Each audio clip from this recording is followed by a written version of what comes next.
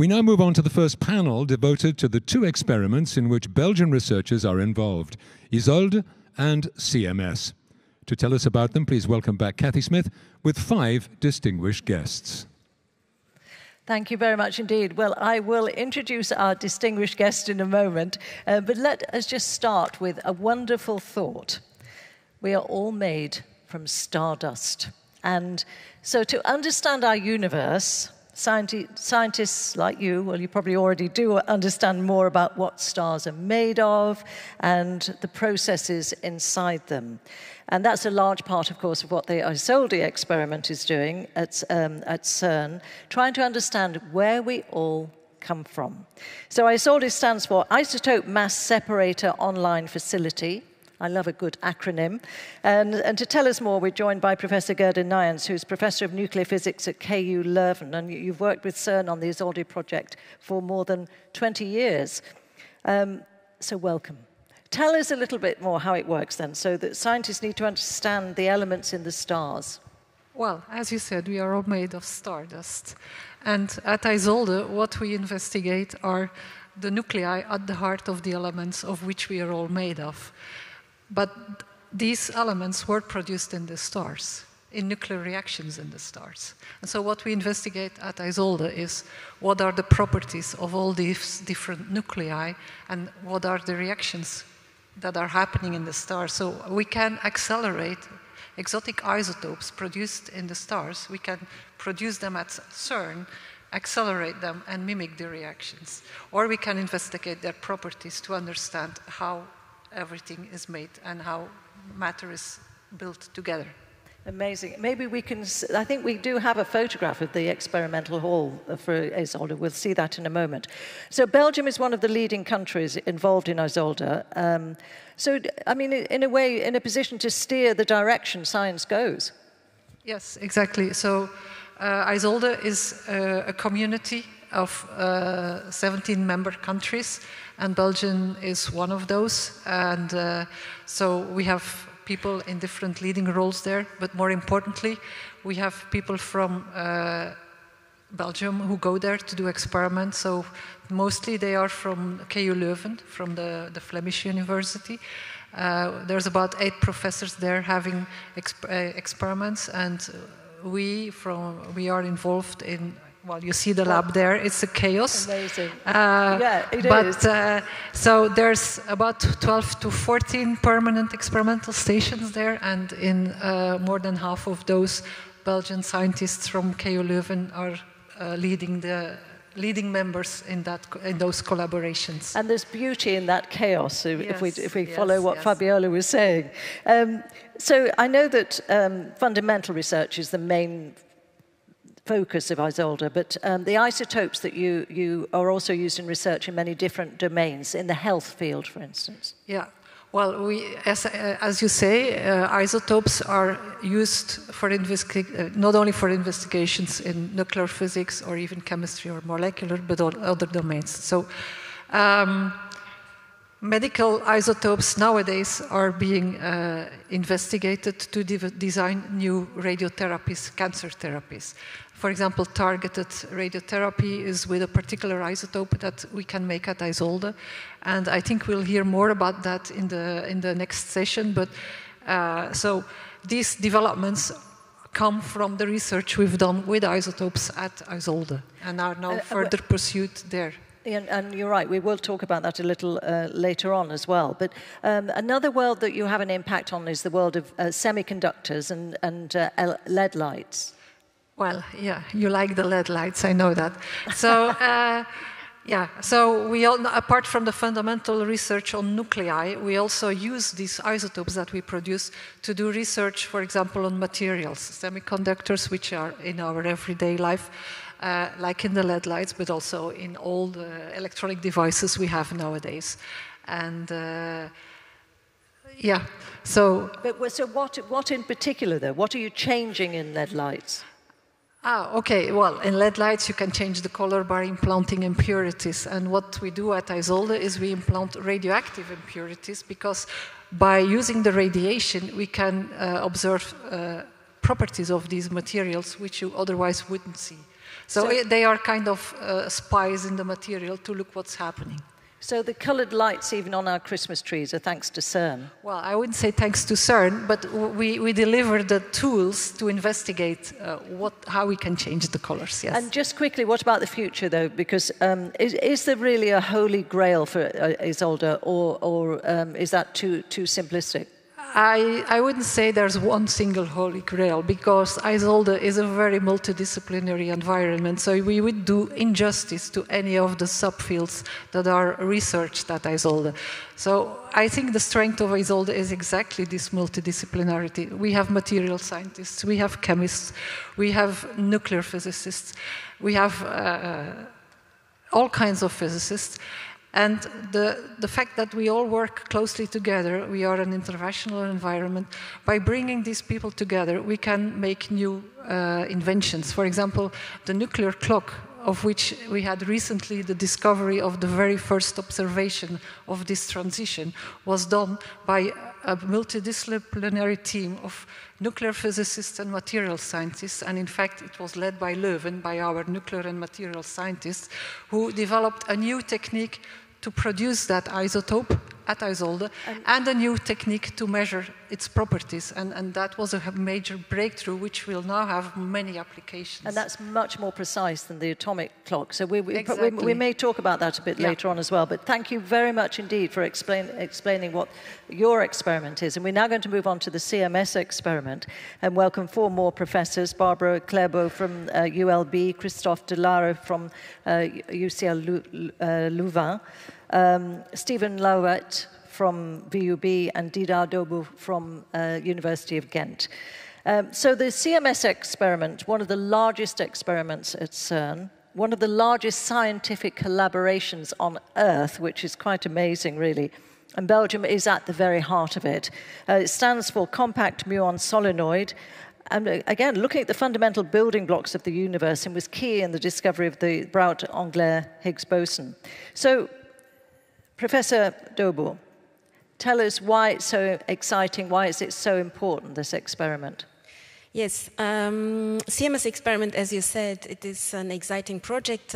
If we can see the picture on the screen, it is in fact one of the largest projects at CERN, at the LHC. It is why it's interesting, because it is our window to look at the universe through its most fundamental building blocks, namely elementary particles and their interactions. So at CERN, in CMS experiments, in fact, we are trying to find answers to my taste, very existential questions. For example, how come that we are living on a matter-dominated universe, while at the beginning we know that it was the matter and antimatter counterparts were in equal portions.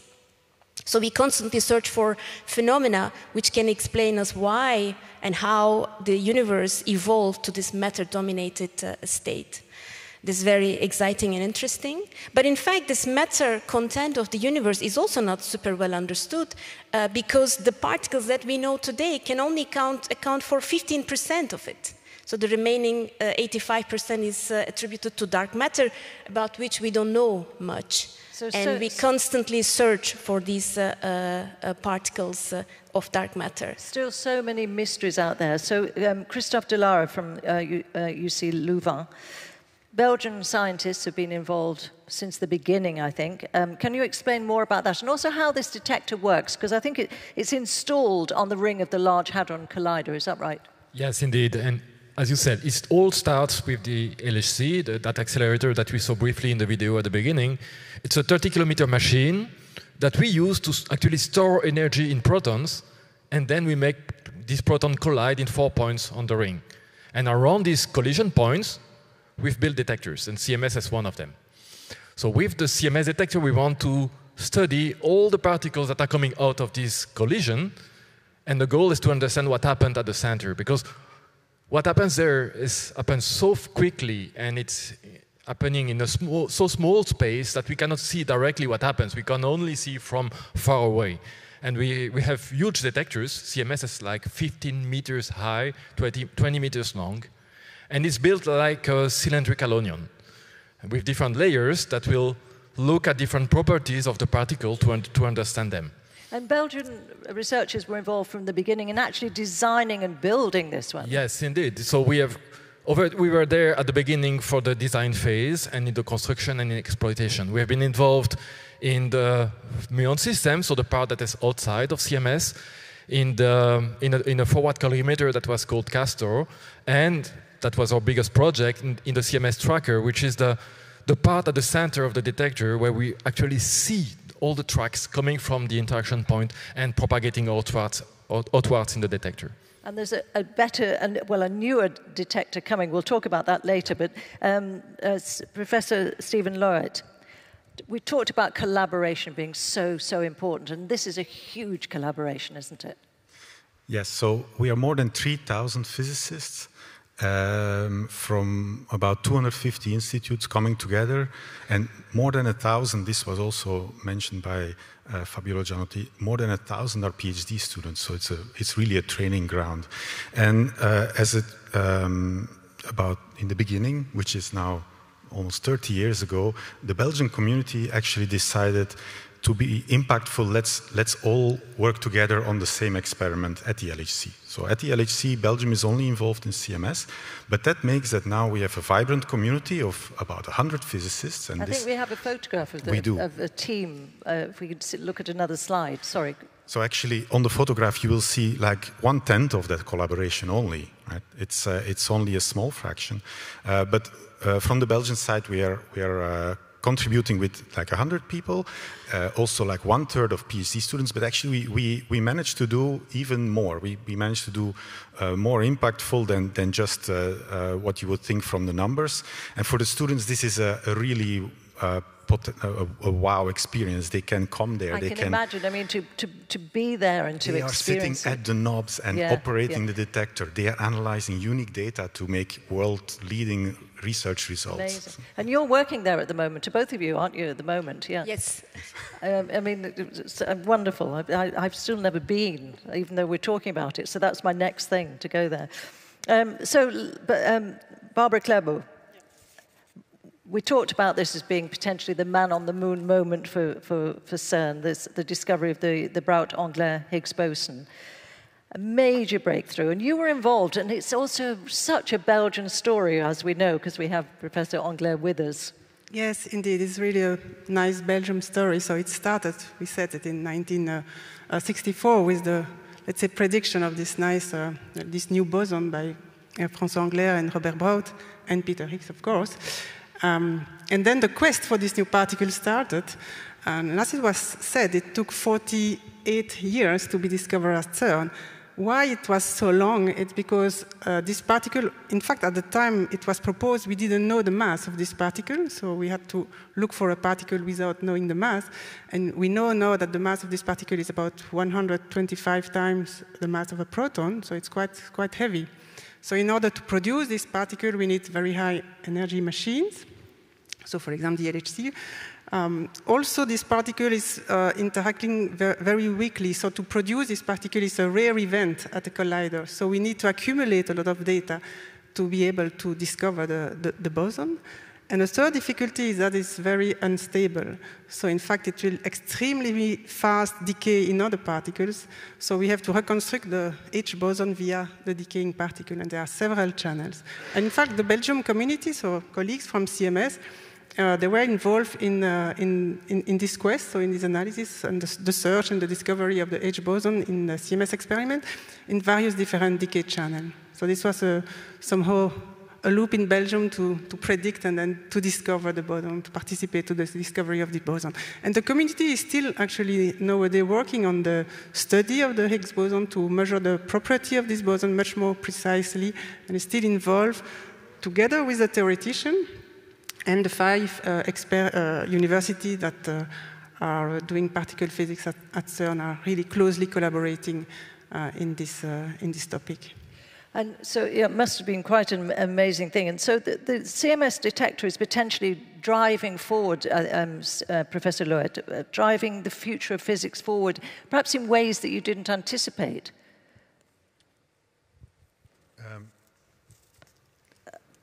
Was this to you? Who wants to take that? Yeah, okay. Okay, please do, yeah. I mean, yeah, I think the beauty of what's happening at CERN is indeed that you get results, you get output that you didn't expect. Sometimes you're really looking for something, but sometimes there's results happening that you didn't expect. For example, as I said, this nuclear clock that people were searching for, it's an amazing isotope. It's one out of the 6,000 isotopes that are predicted to exist by theorists. We now have seen at CERN a few 1,300 of those, and we study them. But one has a very particular property. It would allow to make a nuclear clock, only one of them. And so we've been able to find it at CERN and to investigate and to measure its properties. And now this is going to lead to applications that we can probably not yet think of at the moment. But for example, GPS was discovered it was invented well after the first discovery of the nuclear clock, which is about 70 years ago. Now GPS is every day in our lives. So the applications are huge. Exactly. Yes. So what next then for CMS? The tracker is being upgraded. So Barbara, tell us more about that. Yes, exactly. So now we are taking data with the LHC, so the Large Hadron Collider, and the next phase, which is approved and will take place, is an upgrade of the machine to go to higher intensities. So in fact, we will have about 5 to 10 times more intensity, so more power in the machine. And this will allow us to collect much more data, so about a factor 5 to 10 more data will be collected, and this will provide much more ways to study the famous, for example, H boson. It's in much more precision. And to have this, this upgraded machine will generate much more radiation, in fact. And so the detector, Atlas and CML, that are now running will not sustain such a high radiation dose. So we have to somehow rebuild or make a new detector. And in particular, we have to take a new central detector, what we call the tracker detector of CMS. And the 5 universities in Belgium are collectively engaged in a very ambitious project, which is the building of one of the 2 end caps of the tracker detector. So this is a huge project. It consists of 5 double-sided discs. You can see on the picture on the screen. And so all the universities are taking care of this effort. What we have to do is to build about 1,700 of such a module that you see there. And this is done in a dedicated clean room that you can see on the picture, which has about 10 different steps in the production line, going from gluing the sensor, the Kapton frame, wire bonding, testing, the electronics, and so on. So you see all what is around the module. And then those modules will be mounted into the double-sided wheel that I talked before, as you can see also on the picture. This is a very ambitious, I think it's the most ambitious project that we have in our community now to construct this tracker. So the production line will start soon, and when we will attain this peak production, we have to build about 80 modules like this per month during 2 years. So it's a really ambitious thing. And will that help you, Professor Dobur, with the search for the top quark physics? Because that's something that is so specialist. And will the upgrade help you? Yes.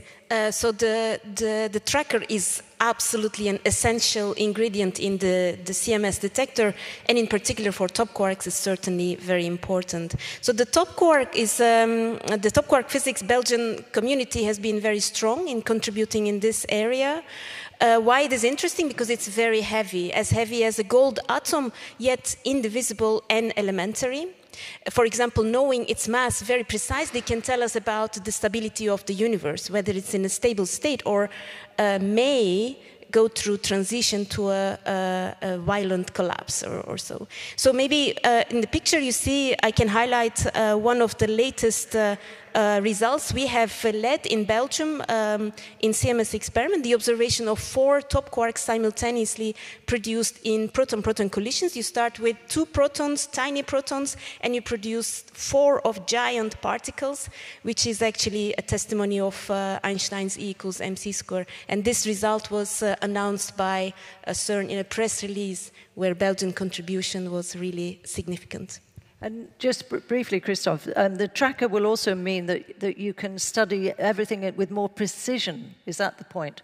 Yes, that's the point. So with the discovery of the H boson, it's a bit like discovering a new continent. And now we have to explore it. We want to understand precisely how the H boson will interact with all other particles, but also how it will interact with itself. So we want to study it in detail, and for that we need a lot of them, and that's why we are now upgrading the machine towards the HLLHC. But that accelerator will give us much more collisions at the same time, so much more luminosity, as we say, much more radiation also. And for that we need a tracker that is smarter, that is more precise, and that can sustain these additional radiations. And with that, we want to study, for example, the production of 2 H bosons at the same time. One is already rare, so 2 at the same time is quite ambitious. This is something we already prepare now, and we'll do that using, for example, advanced machine learning methods. This is something we have been pioneering in high energy physics since many years. And looking at these specific events, we really want to understand key questions about the universe. For example, we may have a glimpse of understanding of why the universe is stable and why we exist at all. So this is very exciting, and yes, the tracker will help us a lot with that. Well, that sounds pretty impressive. And asking why, if this universe is stable, let's hope. But thank you very much indeed for opening up the doors to these 2 experiments. Really, really fascinating, and really great to hear your enthusiasm. It's great to meet people who love what they do, and quite clearly you do. So thank you very much indeed.